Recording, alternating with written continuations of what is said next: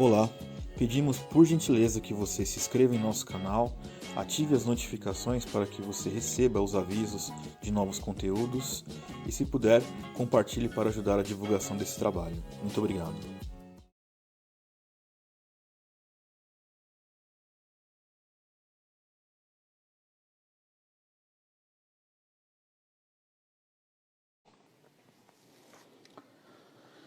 Vamos lá, buenas noches, boa noite a todos. Começar mais uma live aqui na segunda-feira. Estamos vindo aí de um ritmo bem intenso de lives aí. Peço por favor que conforme você for entrando, por gentileza me dá um retorno só se você está me ouvindo bem, para que eu saiba se preciso melhorar aqui o microfone, alguma coisa desse tipo. E aí vou pedindo para você já deixar o seu nome aí. Boa noite, Regis Redex. É isso? Espero que seja isso. Boa noite.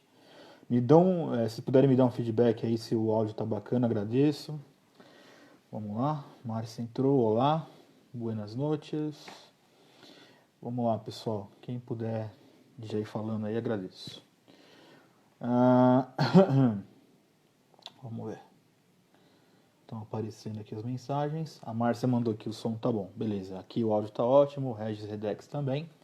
Muito bem, pessoal. Hoje nós tínhamos já avisado essa live fazia um tempo, né? E hoje de manhã nós tínhamos colocado, né, as artes, avisando a galera, tanto aqui no Insta, nas outras nossas mídias, né? E o nosso convidado teve um imprevisto, eu achei que ele não ia conseguir estar conosco hoje, né? Que é o professor Leclerc. Porém, ele me mandou mensagem agora há pouco, né?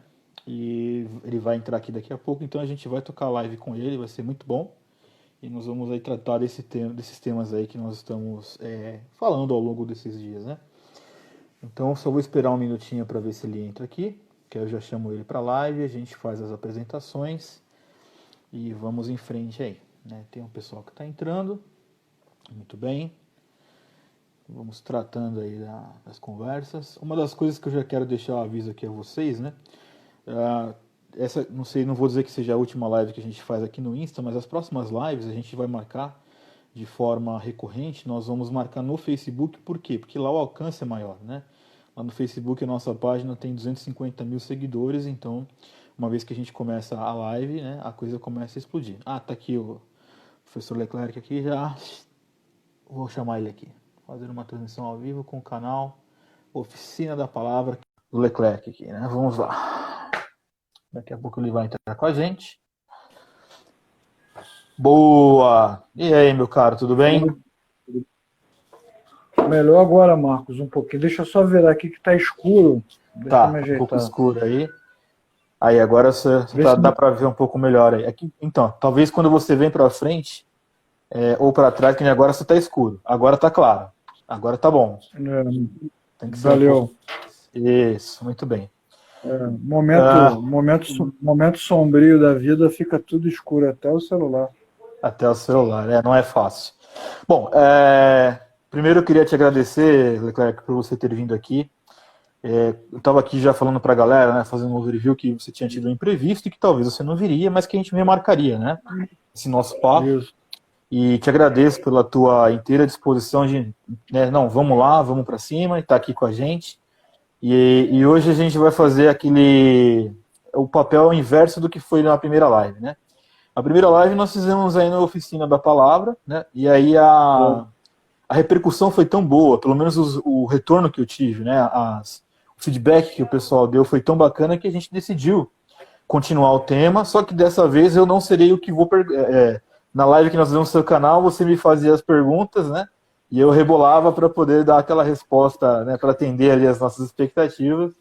Então hoje é o dia Quem rebola sou eu. E a gente vai... Hoje quem vai rebolar vai ser você mesmo, né? Porque hoje nós vamos fazer as perguntas aqui e nós vamos tentar, dentro da pauta que nós tínhamos falado, continuar respondendo a pergunta inicial que nós fizemos, né? Então, desde a primeira live até esta live, diante de tudo que nós estamos passando, desde isolamento, guerra política, pandemia, igrejas vazias, pessoas que não se colocam, pastores omissos, e diante de tudo isso que a gente tem passado, a voz da igreja está sendo relevante? De fato, o que a igreja está falando para as pessoas, o que a igreja está falando para o mundo né, nesse período que nós estamos, né? Então nós tentamos responder uma parte disso e a conversa fluiu muito bem na primeira live. E aqui estamos para fazer a segunda live, né, tentando responder a mesma questão, mas com uma abordagem talvez um pouco mais prática, já com uma resposta para essas coisas, né? Porque a crítica nós já fizemos, já sabemos onde tem problema, as nossas constatações são as mesmas, sabemos das falhas e o que é que nós temos que fazer, né? Então eu tinha proposto aqui para o professor Leclerc o seguinte, de nós colocarmos alguns pontos para começarmos a tratar. O primeiro deles, né? De volta ao Evangelho. Né? Qual a melhor resposta que poderíamos dar para diante de tudo isso que nós estamos vivendo, com os desafios da igreja, e colocamos sobre a necessidade do Evangelho, e aqui eu começo a minha pergunta aqui para o nosso querido professor. Então, Leclerc, é o seguinte, voltar ao Evangelho no meio dessa pandemia, no meio desse caos que nós enfrentamos juntos, individualmente por vezes, dias que são ruins, até o que você comentou hoje, dias que são difíceis.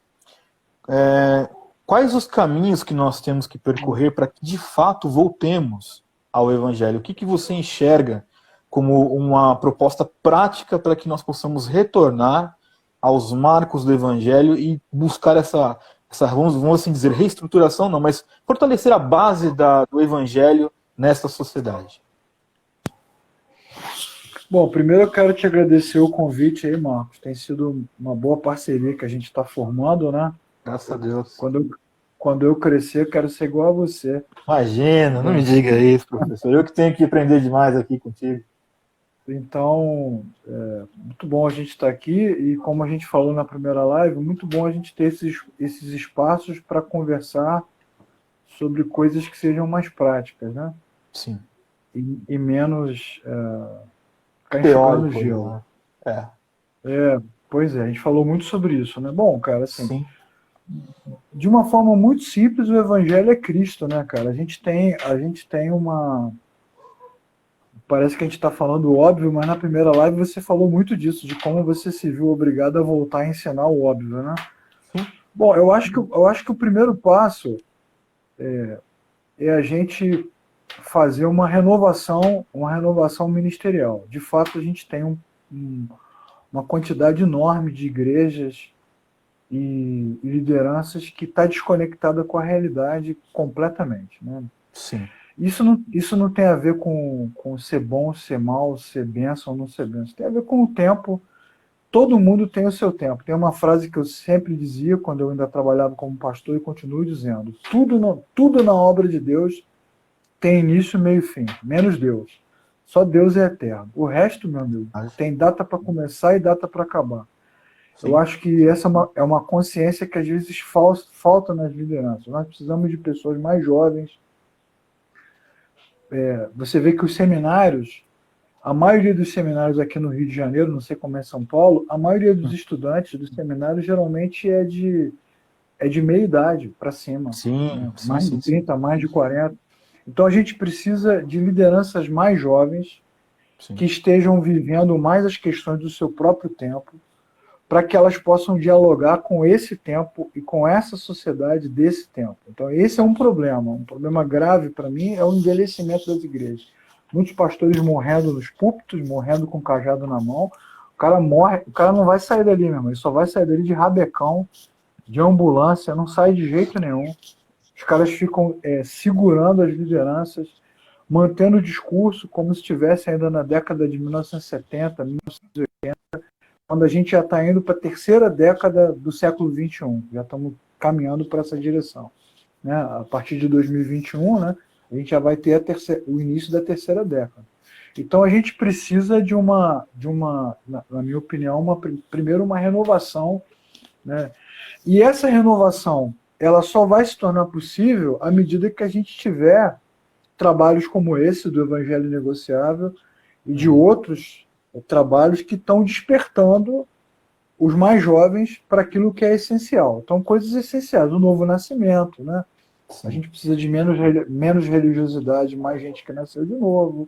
O ensino da Bíblia de forma prática e sistemática. A gente precisa de menos curso, menos palestra, menos coaching e mais ensino bíblico, né? O sacerdócio universal dos crentes, a gente precisa de uma descentralização urgente das lideranças e ensinar as pessoas a trabalharem.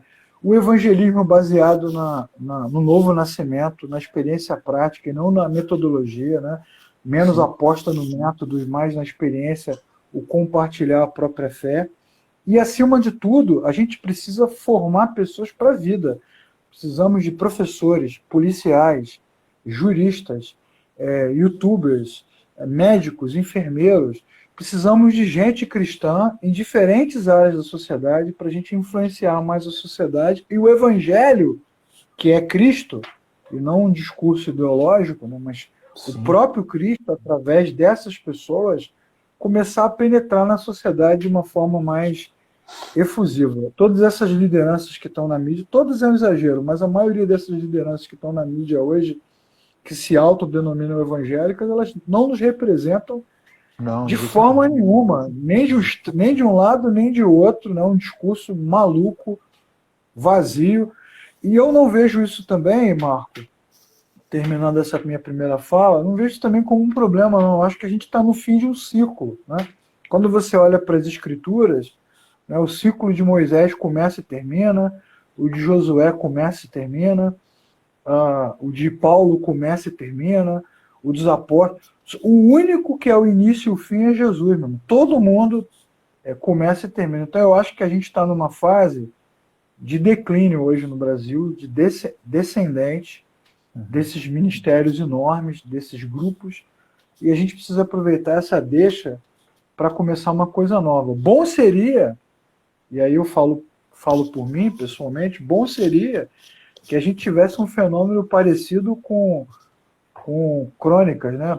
Primeiro livro de Crônicas, capítulos 28, 29, lá o finalzinho. Davi, no auge do seu ministério, no auge da sua glória, no auge do seu governo, quando ele chega ao clímax de tudo, quando ele reúne todas as tribos finalmente, quando ele tem a aprovação de todo Israel, de Deus, quando ele tem dinheiro, quando ele tem paz diplomática, o que ele faz? Ele entrega a coroa para o filho e pede para sair humildemente, né? Então, fiz o que eu pude, fiz o que deu, fiz o meu melhor, chegou o meu tempo. Eu acho que falta um pouco dessa lucidez para as lideranças e para os professores e para os pastores, de definir o seu trabalho por um tempo, né? Porque muita coisa que nós estudamos já não se aplica mais, né, cara? Serviu para o nosso tempo, mas não serve mais para esse tempo. Então, essa mudança, como eu falei, assim, pontuando o que eu falei, né? Novas lideranças, um ensino bíblico mais sistemático, menos aposta no método, mais aposta no novo nascimento. Todas essas coisas são importantes para que Cristo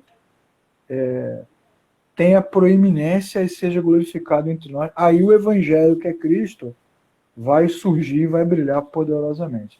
É muita coisa para uma live só, né, cara? Sim.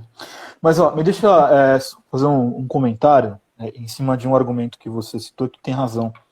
No sábado, eu fiz uma live aqui com o reverendo Gabriel Aquino, que foi muito boa também, e eu me lembro que em 2018, acho que foi, 2018, nessa época esse reverendo, ele é presbiteriano, ele era reitor de uma faculdade de teologia no interior aqui de São Paulo, em Pindamonhangaba, que chama FUNVIC, e eu fui um dos convidados a ir pregar na Semana Teológica. Todo ano eles fazem uma Semana Teológica, que leva algumas pessoas, eu fui convidado aí. E então eu preguei para todos os formandos, né, do curso de bacharelado de teologia naquela noite. E me lembrando aqui desta noite, eu me lembro que realmente eu acho que eu era o cara mais novo daquele recinto. Aquela questão da meia-idade nos seminários, né? Me lembro que realmente eu era o que estava ali trazendo, né, uma palavra, né, enfim, mas eu era o mais novo de idade de todos que estavam ali, e estava um auditório ali, acho que com talvez 200 ou 300 pessoas, eu não me lembro agora. Então isso é uma verdade, e que também me leva a crer que essa questão do ciclo, ela para muitas pessoas parece que isso não é visível. Primeiro porque aquela questão daquela corrida, né, usando uma analogia daquela corrida de revezamento, o bastão que nós recebemos, primeiro que às vezes tem gente que não passa o bastão pra gente. Aí você fica naquela corrida tentando pegar o bastão e não consegue, né? E o reflexo disso, onde é que ele vai reverberar? Vai reverberar na hora que chegar o nosso momento de passarmos o bastão. Então, se nós realmente não olharmos para a juventude e incutirmos nossa juventude nessa questão da vida cristã, na mais realista essência de todas, realmente a igreja, a gente vai ter, já temos sérios problemas hoje, esses problemas eles tendem a aumentar com o tempo, né? E ainda tratando um pouco do seu comentário, que eu achei que foi de extrema realidade, né, extrema lucidez, quando nós falamos aqui sobre passar o bastão, né, de fato pregar um evangelho, saber desse período, saber de tudo isso, fica muito claro, né, que como é que eu posso dizer, que essa paternidade quase que espiritual se perde um pouco, né? Os pastores, foi o que nós comentamos um pouco na primeira live, né? Na igreja primitiva, os pastores ensinavam pastores a ser pastores. Eu acho que muito disso se perde, né, se perdeu, e isto mostra como a igreja realmente tem estado muito doente nessa questão e, por vezes, ser colocada em questão no que diz respeito a responder essa sociedade diante de tudo que a gente vive, né? Então, acho que foi bem feliz o seu argumento e real. E não é fácil, porque é um desafio que tem diversos desdobramentos, foi o que você falou. É muita coisa para se falar. A gente poderia ficar aqui 4, 5 horas falando aí das coisas e sempre tendo um desdobramento, né, maior. Né? Muito bem. O próximo ponto que nós tratamos aí para essa pauta seria a perseverança na oração.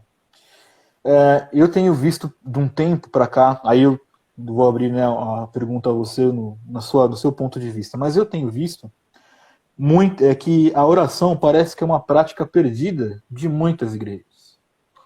Verdade. Assim, poucas igrejas têm o hábito de se dizer o seguinte: olha, nós vamos nos encontrar em, sei lá, terça, quarta, quinta, ainda que seja no ambiente da igreja, em qualquer outro lugar, e nós vamos orar, nós vamos passar um tempo orando como igreja, e depois nós vamos para as nossas casas. Né? As igrejas estão sempre cheias de atividades, sempre um monte de coisa, mas há muito e muito tempo eu não ouço alguém me dizer o seguinte: Marco, nós vamos para a igreja orar. A prática da oração, né, que era algo tão vivo, tão primordial, até na igreja primitiva, inclusive, se você olha lá, os irmãos lá em Atos estavam lá recebendo, né, estavam esperando vir o Espírito Santo por sobre eles estavam perseverando, unânimes em oração. Né? Este seria um dos caminhos aí que a igreja precisaria seguir para trazer de volta seus valores espirituais. Na tua visão, né, o que você acha, o que você discerne que a falta da oração está causando na igreja, além dessas questões óbvias, e por que a igreja tem tanta dificuldade em orar, que era uma coisa que devia ser básica para a igreja de Cristo, né?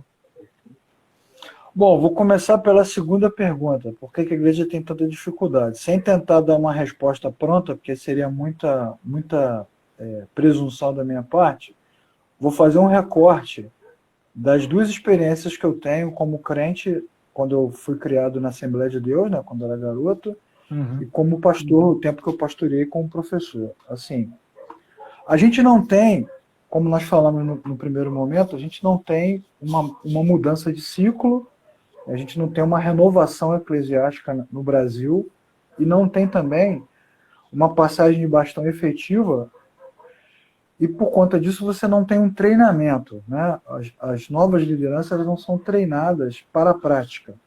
Os nossos seminários, a gente até falou isso da última vez, eles são inúteis nesse sentido. Né? Você estuda homilética, não sabe pregar, estuda poimênica, não sabe ouvir, estuda administração eclesiástica, não sabe governar, né? Você estuda um monte de assunto lá teórico e no final das contas a gente até falou isso, fica discutindo o que Jonathan Edwards fez lá no século XVIII e ponto. Mas na prática, assim, eu vou te falar da minha experiência pastoral. Eu dirigi uma reunião de oração, Marco, durante 12 anos. Toda semana. Depois de um tempo, você começa a prestar atenção na oração das pessoas. As pessoas não sabem nem orar, entendeu? Sim. A gente não tem um ensinamento bíblico, teológico e prático sobre oração. Então, na Assembleia de Deus, a minha experiência, eu não posso falar por toda a denominação, mas posso falar o meu recorte, a gente tinha um incentivo à oração pela busca do poder, que é uma coisa que até hoje não está explicada, né? O que realmente as pessoas estavam fazendo ali. A gente não sabe se é místico, se é psicológico, o cara está buscando o que, na verdade? Então, as orações são vãs, elas são repetitivas, elas são sem sentido, não cognitivas e não são práticas. Então, esse produto pentecostal, né, que é a nossa base, apesar da gente ter muitas igrejas históricas no Brasil, mas a grande base de evangelização brasileira é pentecostal, né? Sim. Por causa das grandes explosões que você tem de avivamento no início do século XX, e depois você tem nos anos 60, anos 70, com as deutero-pentecostais e com as neopentecostais. Então você tem uma base, até os pregadores reformados, vou abrir um parênteses aqui, de vez em quando dão uma pentecostalizada na pregação, né, no jeito de fazer. A influência é muito grande, né? Você olha para o cara reformado lá pregando, você não consegue dizer que confissão é aquela, esse cara é da onde, né? Você fica em dúvida. Mas assim, esse jeito de fazer acabou levando todo mundo a orar ou a entender a oração da mesma forma. Quando você olha para o livro de Salmos, por exemplo, você vai ver que as orações elas são existenciais, cara. Elas não têm a ver com o mundo místico. Elas têm a ver com o conhecimento que você tem de Deus, para você poder real, falar. Né? Exatamente, com o conhecimento que você tem de Deus, com a história, você vê os caras orando, porque no passado, porque no Êxodo o Senhor fez isso, o Senhor fez aquilo. Então você tem um link com o passado, com o que você sabe de Deus e com a sua realidade, que ela toca o chão. Ela toca o chão. Né? Então você tem lá o cara falando, Senhor, onde estás que não respondes? Até quando? Até quando, Senhor? Então as orações, elas são existenciais e elas são cognitivas. Né? Adorai ao Deus dos deuses, porque a sua benignidade dura para sempre. Aquele que venceu a Og, rei de Bazã. Então o cara tem dados históricos, o cara tem conhecimento, né? Porque os nossos antepassados pecaram contra ti. Então você não vê que não é um processo vazio. Você pega a oração de Atos dos Apóstolos, já que você citou, né, quando os caras oram lá e a casa estremece, a mesma coisa, eles estão citando o que Jesus fez, o passado, a expectativa deles. Então as orações elas são existenciais. Quando você vê as doxologias, né, os encerramentos do Novo Testamento, cada capítulo, cada livro tem uma doxologia, né? Ó, a profundidade da riqueza, tanto da sabedoria. Então você vê que as orações elas são fundamentadas numa experiência cognitiva. Então, Marco, além da renovação ministerial, né, do incentivo aos jovens, a gente precisa de uma teologia bíblica da oração, né, cara? A gente precisa ensinar as pessoas a orarem. Sim. Né? E não aquela coisa vazia, obrigado, Senhor, por estarmos aqui. Ah, tu sabe de tudo, aleluia. Ah, Deus, oh Deus, Deus. Parece Deus todo mundo te amo, gemendo. Né? Por quê, Senhor? Por quê? Por quê? É um gemido inexprimível, mas que não chega nem aos pés do Espírito Santo. Deixa eu te contar uma coisa engraçada, né? Uma vez, quando eu era jovem, aí eu tinha lá meus 15, 16 anos, nós estávamos no grupo jovem da igreja que eu participava, né? E aí esse negócio de, tava vindo muito forte aquela conversa de, tem que ter intimidade com Deus, né? Aí nós fomos orar no grupo jovem, aí o cara que tava do meu lado, até mandar um abraço nele pra ele, não sei se vai assistir, o Sidney, que é meu amigo até hoje, ele tava assim, orando, né? Não, papai, tal coisa, né? Eu te agradeço por tal coisa, papai. E papai, não sei o quê. E papai, pipipi, papai, né? O negócio ficou tão assim que quando acabou a oração, eu virei pra ele e falei, cara, eu achei que você ia pedir R$1 pro papai, porque papai isso, papai aquilo, né? Aquela questão de ter a intimidade, né? A gente riu muito disso já no passado, né? Mas eu concordo. Então, essa coisa da intimidade, sem querer te interromper, desculpa, Marco, eu falo pra caramba, perdão. Vai falando, né? Essa coisa da intimidade tem a ver com a péssima teologia que a gente tem, né? Porque você tem um ensinamento bíblico eclesiástico muito claro de níveis de relacionamento, né? Não, fulano ali tem intimidade com Deus. Não, fulano entrou no secreto. Fulano. Então, as pessoas que são piedosas, que amam, elas amam o Senhor, elas também querem desfrutar dessa mesma experiência que poucos têm, né? Então, isso é ensinado claramente nos púlpitos, nos canais, de que há aqueles que têm uma intimidade maior, a classes. Tem até escatologia que ensina isso, que na eternidade você vai ter níveis de relacionamento, vai ter o cara que vai viver para sempre do lado de Jesus lá, e vai ter o cara que vai ver Jesus de longe lá, de eternidade a eternidade, olhando de binóculo. Você vê a pobreza da eclesiologia, do ensino, que é meritório, né? Quer dizer, um consegue e o outro não consegue. Algo que já foi combatido na Epístola de Colossenses, né? A clareza de Paulo ao escrever a Epístola à Igreja de Colossos, o combate dessa ideia do mistério, na religião de mistério, o gnosticismo, né? Essa coisa da sabedoria. Então, isso é uma forma também de manipulação. Eu sei que eu acabo, todas as vezes que eu falo, eu acabo caindo no mesmo assunto, mas infelizmente a gente tem lideranças que manipulam as pessoas. Sim. Quando, na verdade, o evangelho promove a autonomia. Uma coisa que, desculpa te interromper, mas só para agregar no teu comentário. Fica à vontade. Existe uma coisa também que eu sempre falo com as pessoas que são mais próximas, a gente faz conversa, né? Existe uma coisa também na alma do povo brasileiro. O povo brasileiro, ele é meio macumbeiro, sabe? Assim, me entenda bem o que eu quero dizer. O povo precisa da macumba, cara. O povo precisa daquela coisa ali. Nossa, esse cara aqui, se você colocar a grana no pé do cara, o dinheiro vem. O povo precisa dessa macumba. Eu não sei que tanto nível de religiosidade que os nossos irmãos em Cristo diz que tem, a ponto de tentar esse tipo de barganha com Deus. Isso não é só financeiro, não. Isso é para tudo quanto é tipo de área, que eu digo, né? O cara fala, não, eu vou fazer tal coisa, eu vou entrar no juízo.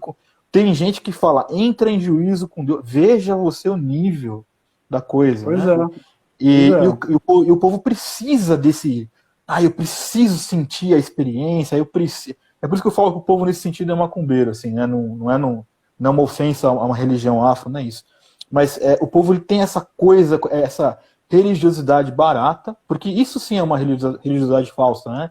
É aquele relacionamento com uma pseudo-divindade, que se você faz, entre aspas, o que a tal divindade quer, a tal divindade então vai fazer o que você quer. Tudo errado. É totalmente o oposto do que o evangelho nos ensina. É bem pagão, né? A gente tem uma religião brasileira que tem uma base, todo o fundamento da religião brasileira, no geral, tá estruturado em cima do sincretismo religioso, né? A gente tem uma mistura, a gente tem elementos de todos os tipos. Você vê que a Igreja Universal, por exemplo, é uma igreja super sincrética, né? Ela é evangélica, católica, judaica e espírita, na mesma religião. E isso, na cabeça das pessoas, funciona bem. Sim, né? Na cabeça das leigo, pessoas, né? O sincretismo... Não, do crente também, cara. Assim, se você for lá e pregar domingo na Epístola de Romanos e falar de eleição, predestinação, não sei o que, os caras vão dizer que você é frio. Mas se você for lá e der uns 10 gritos, contar umas 2 experiências e falar que nessa noite, né, frase padrão de igreja, eu não sei o que você está passando, né, mas seja lá o que você esteja passando nessa noite, Deus vai te dar a vitória. Isso funciona bem na cabeça porque você tem uma base, um sincretismo bem fundamentado. Esse tipo, para usar uma linguagem bem bíblica agora, Marco, esse tipo de sofisma, esse tipo de barreira, só se derruba com o poder da palavra de Deus, cara. Não tem jeito. E não é uma coisa que a gente faça por força. A gente precisa insistir com a palavra, e a palavra de Deus, aos poucos, ela vai quebrando isso dentro do coração daqueles que nasceram de novo. Os que não nasceram de novo, que não estão conectados à videira, não adianta, meu irmão, porque vai ser arrancado fora, é palha, né? Mas o que está ligado vai conectado à videira, né? Vai conseguir entender. Então, esse para mim é o grande problema do fracasso da oração. Você tem pregações, boa literatura sobre oração. A gente tem livro ótimo sobre oração no Brasil. Tem um livro da Vida Nova do Timothy Keller, Oração, que é maravilhoso. Você tem livros de missões, várias experiências com oração. Pô, mas o que falta é o ensino, né, irmãos? Ó, hoje nós vamos aqui orar, né? Vou ensinar vocês como é que você deve fazer para orar pela sua família. Hoje nós vamos orar sobre gratidão. Vamos aprender sobre orações de gratidão, orações de lamento, né? Ensinar a sofrer, ensinar a curtir a gratidão, ensinar a se alegrar. Essas coisas se aprendem. Sim. Mas como a gente não tem esse tipo de coisa, então as pessoas não sabem orar. E você tem razão no que você falou, né? Os piedosos, eles querem intimidade com Deus. Seja lá o que isso significa, eles querem isso. Sim. Então fica todo mundo estendendo a mão. Cara, eu me lembro dos anos...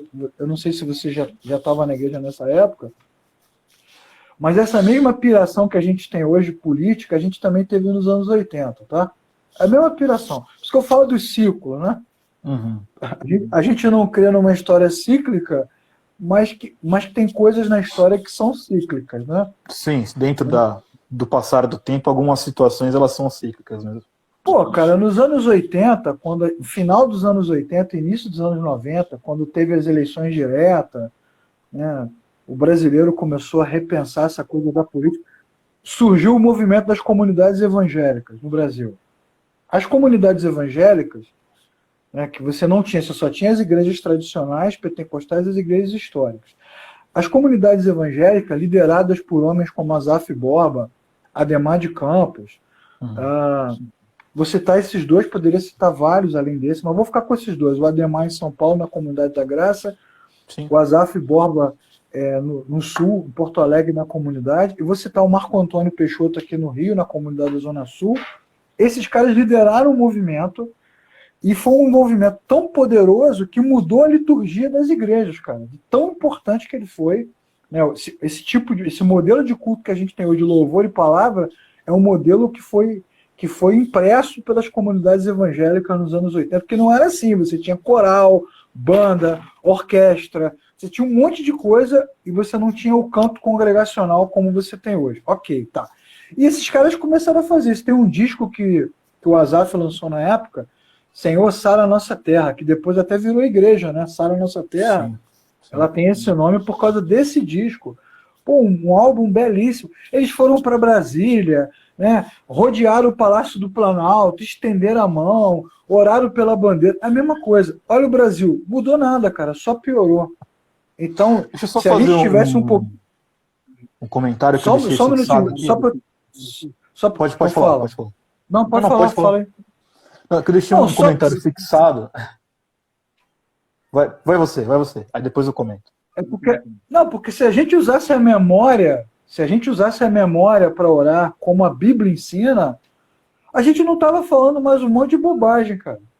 Verdade. Que já se falou nos anos 90, que já se falou nos anos 80, e o Brasil continua a mesma coisa. O Brasil está bem pior agora do que naquela época.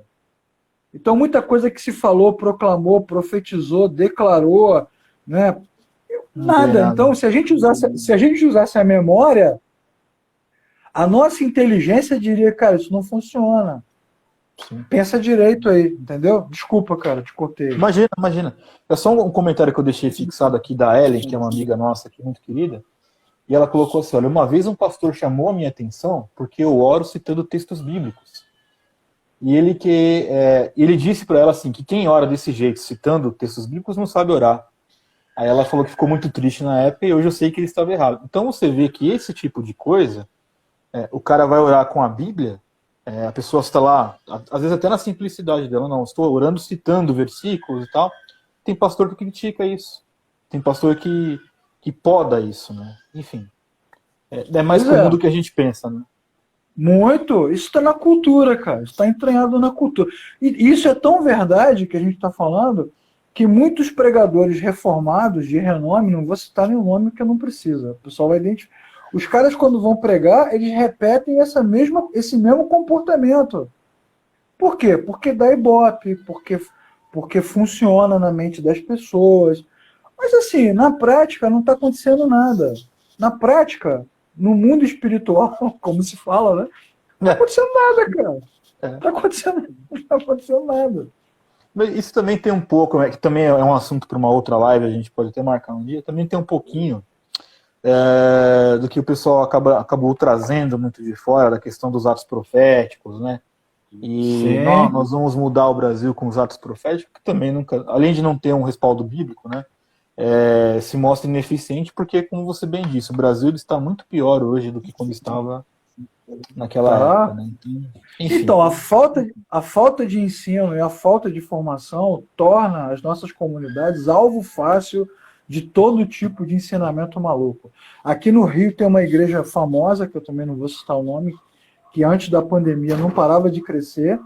Ela tem um seminário, e o seminário dela é todo construído em cima dos livros e da teologia do Kenneth Hagin. Cara, o Kenneth Hagin é um cara que foi combatido nos anos 60 do século XX, nos anos 70 do século XX, com a teologia da confissão positiva, que deu origem à quebra da maldição, que deu origem à teologia da prosperidade e que deu origem à batalha espiritual, que é, provavelmente, por causa do nosso sincretismo, a linha de raciocínio que mais nos prejudica, porque tudo isso, a coisa do ato profético, tem a ver com os textos do Kenneth Hagin, do Peter Wagner, né, do Frank Peretti, lá do Este Mundo Tenebroso. Todo esse conteúdo que foi avassalador nos anos 80, pegou as igrejas totalmente frágeis, abertas, por falta de pregação. O cara não tem filtro, entendeu? Não tem filtro, então não tem filtro nenhum. Então a vida dele está muito difícil.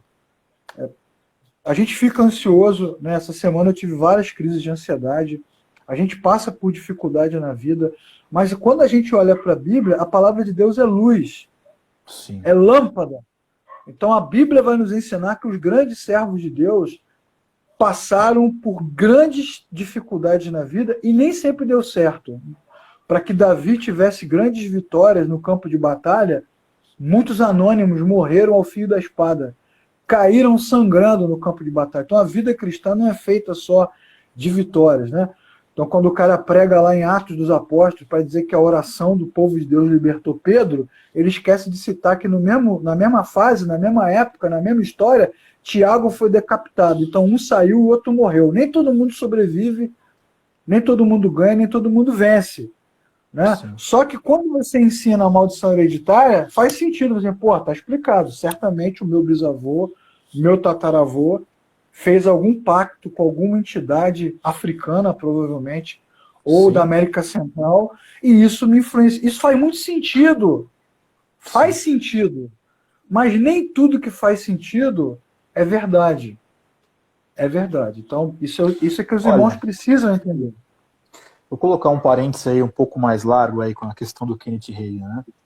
Eu acho que eu nunca tive tanto problema, porque assim, a teologia da prosperidade, como você bem citou, né, e diversas outras heresias, elas ganharam muito espaço. Eu me lembro que uma editora bem famosa aí viu nos livros do Kenneth Hagin uma boa fonte de grana, né? E a escola bíblica que foi fundada, veja você, né, o Instituto Bíblico que foi fundado pela essa doutrina que o Kenneth Hagin é o pai dela, né? Eles treinam milhares e milhares de pessoas até hoje, cara, todos os anos, né? Aqui no Brasil tem várias e várias escolas esse Instituto Bíblico, entre aspas, e forma pessoas que saem de lá gritando essas coisas. Eu conheço gente, cara, e gente inteligente, gente que tem 2, 3 cursos aí, tem bacharelados, etc e tal. Os caras saem de lá do curso lá, falando assim, não, tudo que eu falo, eu tenho poder de criação porque eu sou igual a Deus. Então eu declaro cheques indo no correio, declaro meus boletos pagos. Cara, isso além de ser bizarro na essência da coisa, é extremamente ofensivo reduzir e reducionista colocar a obra da cruz como um pagador de boleto, cara. Sabe? Então, o Jesus é o pagador de boleto. O Jesus ele é o cara que...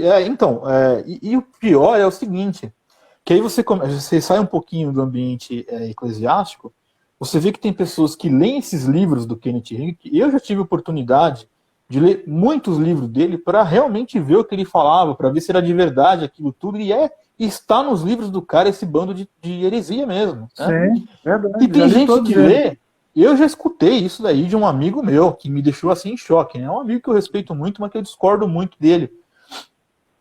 Fui fazer uma visita uma vez na casa dele, ele já é um pastor com um pouco mais de idade, já está ali perto dos 70 anos, então também não quis assim discutir demais, né?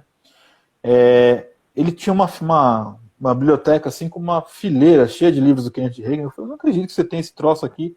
Ele virou para mim, que ele é pentecostal, ele pegou e falou assim, olha, isso aqui é uma obra-prima do pentecostalismo. Eu falei, bom, isso que você disse fala muito, porque realmente é a pior coisa que eu já li na minha vida, né? E é claro que eu não vou, tô na casa do cara, não vou ficar discutindo isso com ele, porque ele também não, né? Mas é triste porque você vê pessoas que, por vezes, sinceras, não conseguem criticar o que está lendo, talvez, em grande parte, na maioria das vezes, justamente porque não conhecem o texto bíblico e não respeitam os contextos bíblicos que poderiam ser os contraditórios desses textos todos aí de Kenneth Hagin, Benny Hinn e companhia bela, né? E me lembro... O Benny Hinn é fruto desse trabalho. O Kenneth Hagin é o grande pioneiro, né? Depois dele. Eu quero aproveitar esse comentário antes de você falar do que você vai... Quero citar aqui 2 comentários que estão escritos aqui, ó. Um da Ellen dizendo assim, ela está citando aqui os encontros que aconteciam, né? Sim. Que eram os encontros que o pessoal não podia falar. Você já participou do encontro? Ela disse que começou no Vida Nova de Irajá. Isso não começou lá. Isso começou, na verdade, na América Latina, com o Castelano, né, o G12. Isso. Que basicamente é a mesma coisa. Começou na Colômbia, depois veio para o Brasil. E é basicamente a mesma coisa. Os encontros, que algumas igrejas chamam de Vida Vitoriosa, outros chamam de Peniel. Você pode chamar do que você quiser. Os encontros com Deus, na verdade, são esse apelo ao místico. É isso. Assim, todo crente precisa de uma experiência mística, uma sobrenatural. Culpa, né? Exatamente. Precisa de um troço lá para o cara, a partir dali, né, voltar dali do encontro, e não, agora eu sou crente. Quando, na verdade, o cristianismo é muito simples. Né? E isso é que é chocante. Porque muitas lideranças abrem mão do ensino simples e apelam para essas coisas, porque essas coisas reverberam na nossa cultura sincrética, né? Sim. De fato, isso explica muita coisa, né, Marco? Por que a teologia vem da Europa? É óbvio, né, cara? Uma cultura mais fria, mais racional, mais intelectual, mais cognitiva, absorve melhor a teologia. Sentido, claro. Uma cultura sincrética como nossa, folclórica, né? Ela tem dificuldade de lidar com a teologia. Então, o desafio, vou voltar à sua primeira pergunta, o desafio das lideranças hoje é ensinar a teologia de forma que as pessoas entendam. Sim. Porque esse negócio de ir para o púlpito, né? Exatamente, ir para o púlpito e para os canais, ficar cuspindo grego, hebraico, falar de supra isso, lápis aquilo, isso não resolve. As pessoas precisam de uma teologia bíblica que seja acessível e que seja alcançável, que é o mesmo problema da nossa educação hoje, uma educação que é inútil no chão. Então a gente precisa de uma teologia que... Você vê, o cara... Por que ele acredita no Kenneth Hagin? Porque faz sentido, pô. Sim, faz todo sentido. Para a realidade que ele foi... Marco, faz até para nossa. A diferença é que a gente, quando tem um surto psicológico, você dá uns tapas na cabeça. Não, pô, não é isso que a Bíblia diz. Então você se convence, o Espírito de Deus fala assim, presta atenção no que você está falando, porque faz sentido, mas não é o que a Bíblia está dizendo. Então, como a gente tem, né, púlpitos que não dão prioridade às escrituras, então a gente tem esse problema mesmo, os próprios processos de discipulado, né? A gente tem um discurso evangélico totalmente moralista, não bíblico. Exato. Tanto que várias igrejas, antes de batizar os membros, várias comunidades querem que o cara faça curso, abandone um monte de prática, como se isso fosse batismo, né? Curso de batismo. A evidência do novo nascimento. Quando o novo nascimento é um encontro transcendente com Cristo. Seja lá como você está, cara. A mulher samaritana se encontrou com Jesus do jeito que ela estava. Zaqueu, e tantos outros, assim. Então, mas o que a igreja quer? Que o cara venha para o batismo já com a vida toda certinha. Então é um discurso moral. A gente virou budismo, cara. Viramos budismo, viramos qualquer outra coisa. Difícil. São verdades duras, né? É, Só um comentário aqui muito, que muito doido. uma moça aqui falou sobre sobre o Benihim, né? Se a gente podia comentar Aham. sobre. É que o Benihim foi que nem o Leclerc comentou aqui. Ele é o produto originado da teologia do Kenneth Hagin, né? Só que ele foi muito potencializado pela orquestra, pelo espetáculo que ele fazia. Então, ele ia num local, alguma audiência grande, né? Aí ele fazia, né? Impunha as mãos, aí aquele efeito dominó, todo mundo caindo na unção. E eu me Você lembro. viu, Marco, o O Benny ao quê? vivo? Eu Você nunca viu vi o ele ao Benny ao vivo. vivo? Eu nunca cheguei a Eu vê-lo vi, ao cara. vivo. Você caiu lá na. Eu vi. Você caiu ou Cara, não? eu vou te falar. Então, deixa eu te falar, cara. É Conta muito aí pra gente. sinistro. É sinistro, cara. Fala aí, pode É falar. sinistro. Eu tô falando isso pros irmãos para eles terem essa paz. Assim, tudo que não pode ser explicado é estranho, cara. É muito estranho você ver o cara com um paletó derrubar 10 mil pessoas no auditório, como eu vi. É muito estranho, cara. É Mas muito estranho. a minha pergunta, você caiu? Não, porque eu estava em estado de Então, choque olhando aquilo tudo. mas Mas, tem uma mas eu, explicação. Tem uma mas explicação. eu Eu vou conheço, contar a não, explicação. mas eu conheço muita gente boa, de cabeça boa, que caiu, cara. A discussão eu acho que não está Sim. por aí. A discussão é que a gente, quem não nasce de novo, quem não conhece a palavra, se deixa deslumbrar por qualquer coisa. Isso não quer dizer que você não possa ficar impactado, que é impactante. Sim, mas É não. impactante. A questão mesmo aí é o seguinte, Leclerc, acho que você também tem bastante conhecimento inclusive da parte psicológica, né, como Ó, não é ciência. hipnose, não. Avisa que o cara que não é hipnose, não. Eu tava lá e não hipnotizou ninguém, não. O cara botou Tem até aqui, hipnose. comentando aqui que é hipnose, né? É. Não, na verdade, Não, existe querido. um efeito, né, que é aquele efeito da massa, né? Por exemplo, você está num show, de repente uma banda toca uma música que você gosta, um exemplo, uma banda secular, né? E aí você tá ali naquele meio, todo mundo cantando junto, você sente aquele arrepio, aquilo que a psicologia trata, né? Esqueci o nome agora. Esqueci o nome da palavra, estava com ela na cabeça, daqui a pouco eu vou lembrar. Mas existem fenômenos que até a psicologia explica, né, desse fenômeno coletivo, né? E era o que eu, do meu ponto de vista, eu entendo, primeiro, porque por mais que tenha sido impactante, por exemplo, eu vivi dilemas na minha vida em relação a isso.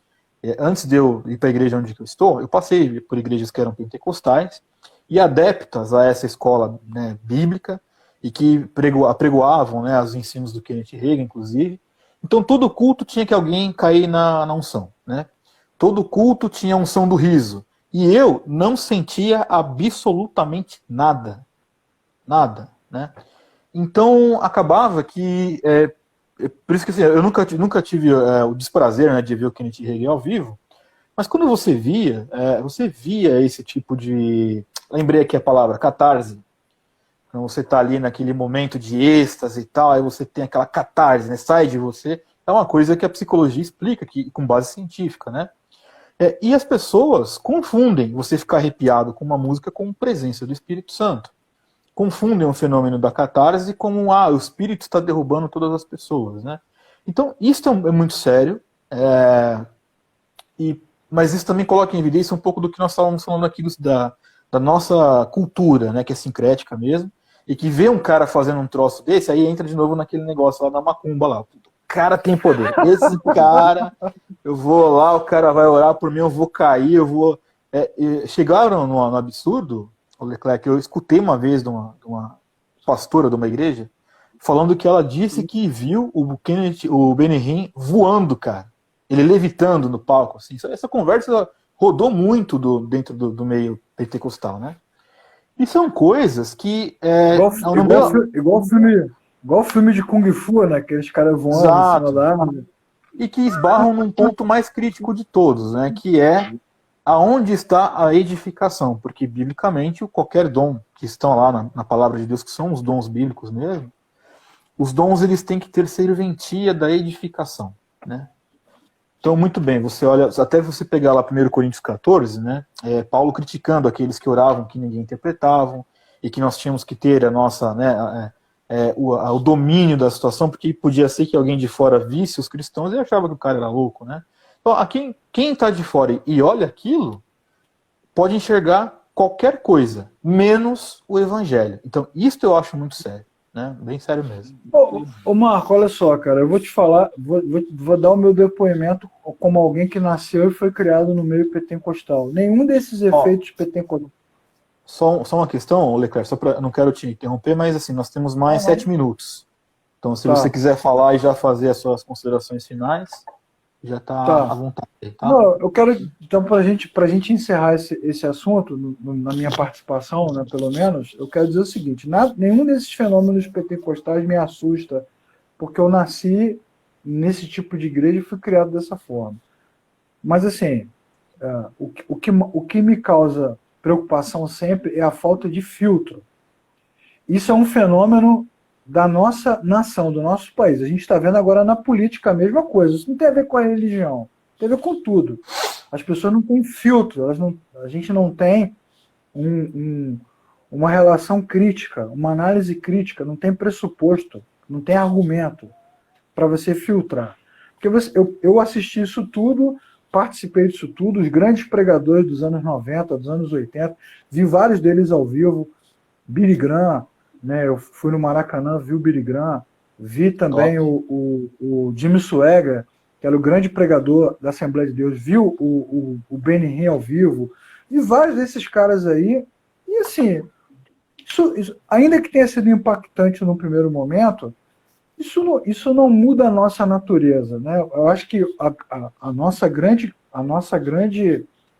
nossa contribuição como cristãos é ensinar as pessoas a ter um olhar crítico e a não se deixar levar por qualquer coisa. Imagine os irmãos, amigos que estão assistindo aqui a nossa live, se Moisés se impressionasse com os magos do Egito. O êxodo estava cancelado, meu amigo. Sim. O êxodo porque os magos do Egito eram bem melhores do que o Benny Hinn. Junto o Benny Hinn com o Kenneth Reagan, mais uns 4 aí, não dá um mago do Egito. É verdade. Então, na verdade, mesma coisa o apóstolo Paulo, que não se deixa impressionar pelos videntes, né, pelas cidades onde ele entra, que são místicas, que têm cultos pagãos ali de séculos de existência. E eles não se deixam impressionar. Então, assim, porque os caras têm uma capacidade de análise crítica. Então, eu digo a vocês que estão assistindo aqui, aproveitem as oportunidades que vocês têm hoje, tanto no Evangelho Negociável, que é o canal do Marco, como Oficina da Palavra, e aprendam, estudem, e botem a cabeça para funcionar, porque isso é que vai fazer você criticar, porque às vezes o irmão lá está falando uma coisa, orando, ou dando vazão ao misticismo, ou ao sincretismo, às vezes não é nem má intenção, às vezes é uma má formação, são pressupostos ruins, né? Sim. Porque ele foi ensinado que ser pentecostal é isso. O pentecostalismo, ele é belíssimo, ele tem uma história incrível na missão, na evangelização do século XX, né? Na vida de Jonathan Edwards, de Moody, de Wesley, Atos dos Apóstolos. Nós não podemos negar o poder do Espírito Santo na vida das pessoas. Agora, nós não podemos parar de pensar. Então, eu quero fechar aqui a minha participação e indicar mais uma vez um livro que eu indico em todas as minhas aulas, que é o livro do John Stott, Crer é Também Pensar. Todos vocês que estão assistindo deveriam ler. É um livro pequenininho, você encontra na internet, é fino, mas é uma obra-prima da teologia. Crer é Também Pensar, que ele vai falar sobre isso, sobre essa capacidade que a gente perdeu de fazer crítica. Sim. E pela falta de crítica que Josué cedeu aos gibeonitas, que Israel cedeu à doutrina de Balaão, que as igrejas do Apocalipse cederam aos nicolaítas. É pela falta de capacidade crítica que o povo de Israel seguiu o bezerro de ouro. É demais, né, cara? Depois de todo aquele ensinamento da lei, os caras se curvarem diante de um bezerro. Não é possível que você não tenha... Ou então diante da serpente de bronze, durante séculos adorada no mesmo lugar. Então nós precisamos de luz. Eu creio no poder da palavra, Marco. A palavra de Deus é luz. E ela liberta a nossa mente dessas maluquices todas. Que venham outras lives para a gente falar um monte de coisa. Amém. Leclerc, olha, não tenho palavras para te agradecer. Confesso que estou bem feliz que você tenha vindo. Como eu pensei que você talvez não viesse, eu já estava preparado aqui para ficar, né, batendo um papo, falando das coisas que nós tínhamos tratado. Mas estou bem feliz porque, com certeza, com você rendeu muito, mas muito mais. Vamos sim fazer outras lives, a gente vai conversando, vai buscando outros temas. Mas eu acho que nós conseguimos aí de uma forma, ainda que não esgotamos o assunto, responder essas questões, qual é a voz que a igreja está mandando, né? Quais são os nossos desafios, as nossas lutas, as nossas buscas, né? E quero agradecer a todo mundo que está aqui assistindo. Essa live vai ser gravada, ela vai ficar aqui no Instagram, depois a gente joga ela para o YouTube. E, Leclerc, acho que nas próximas lives nós vamos lá para o Facebook, porque lá é 250 mil seguidores, né? Lá do Evangelho Negociável. Então o alcance ele vai ser maior. E essa galera que já está aqui também muito provavelmente está para lá. E vamos nos falando e vamos fazer assim, sem dúvida. Peço a você que está aqui, conheça lá o trabalho que o Leclerc faz, que é o Oficina da Palavra. Lá tem um trabalho fantástico de Libras, que esses dias, Leclerc, nem comentei contigo, eu estava lá assistindo uma aula, fui lá dar uma curiada, eu fiquei até emocionado, porque projetos desses não são valorizados. Mas lá tem material para quem quiser aprender, quem quiser buscar. E é óbvio que você sempre vai ter o nosso apoio aqui no Evangelho Negociável. Obrigado, meu querido. A gente vai sempre postar, divulgar, então conte conosco. E em breve a gente está junto aí, falando, dando mais algumas risadas aí, contando as coisas e falando do Evangelho aí, alguma live aí. Verdade. Fica a minha sugestão para a gente falar desses temas aí, batalha espiritual, confissão positiva. Isso daí dá para fazer uma live de cada um, tem muita coisa. Pois é, porque aí o pessoal pode começar a identificar no próprio discurso os reflexos desses ensinamentos. Você pensa que não tá, mas tu já aderiu, você já até assinou o contrato lá e não sabe. É isso aí. Beleza, meu caro. Muito obrigado mais uma vez. Um abraço a todos que vieram aqui. E tamo junto, até a próxima, gente. Até a próxima, valeu. Valeu, gente. Abraço.